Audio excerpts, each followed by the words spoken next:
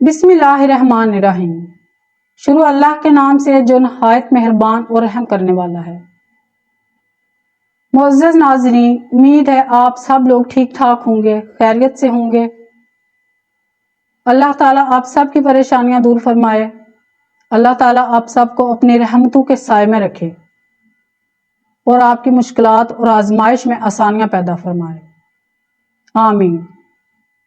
تو ناظرین، آج میں آپ کو بتاؤں گی کہ کن کن لوگوں سے تعبیر خواب پوچھنا منع ہے اور خواب دیکھنے والے کو کون سے آداب و شرائط کا خیال رکھنا ضروری ہے۔ حضرت امام جعفر صادق رضی اللہ تعالیٰ عنہ فرماتے ہیں کہ 4 قسم کے لوگوں سے تعبیر خواب پوچھنا ناجائز ہے۔ نمبر 1، بے دین لوگ۔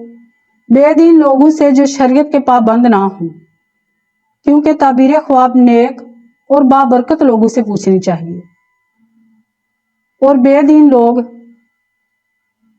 جو اللہ تعالیٰ کی نافرمانی کرتے ہیں ان میں خیر و برکت کہاں۔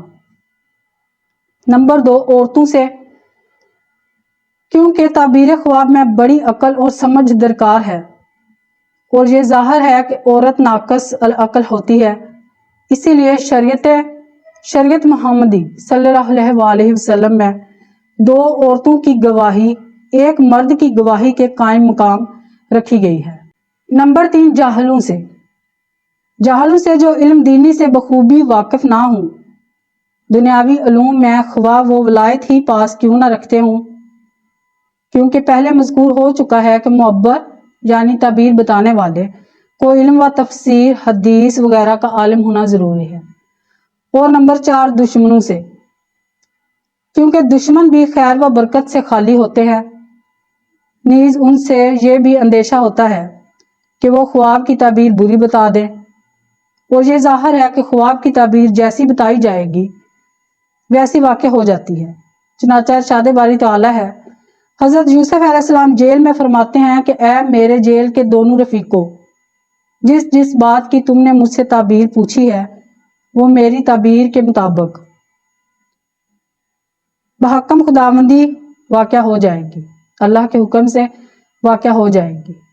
خواب دیکھنے والے کو کون کون سے آداب و شرائط ملحوظ رکھنے چاہیے۔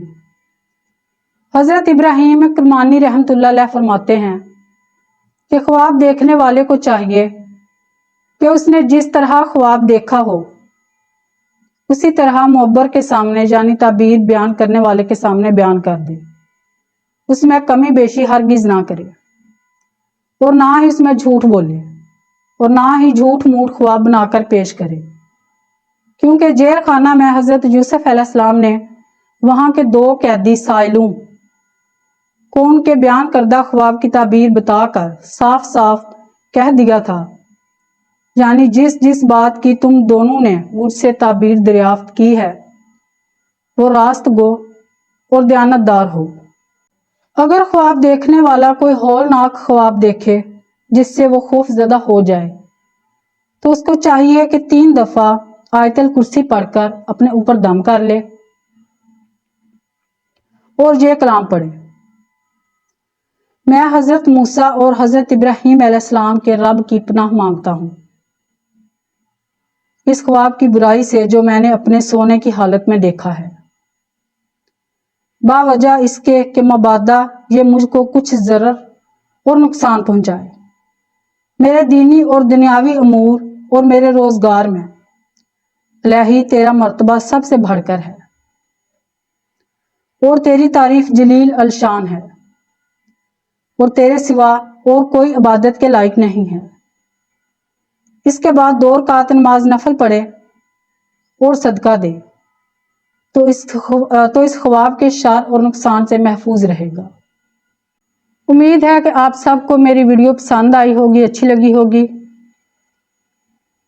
میری آپ سب سے گزارش ہے کہ میری ویڈیو کو لائک کریں، سبسکرائب کر دیں، شیئر کر دیں اور بیل آئیکن پریس کر دیں تاکہ میری اگلی ویڈیو کا نوٹیفیکیشن آپ تک پہنچ سکے۔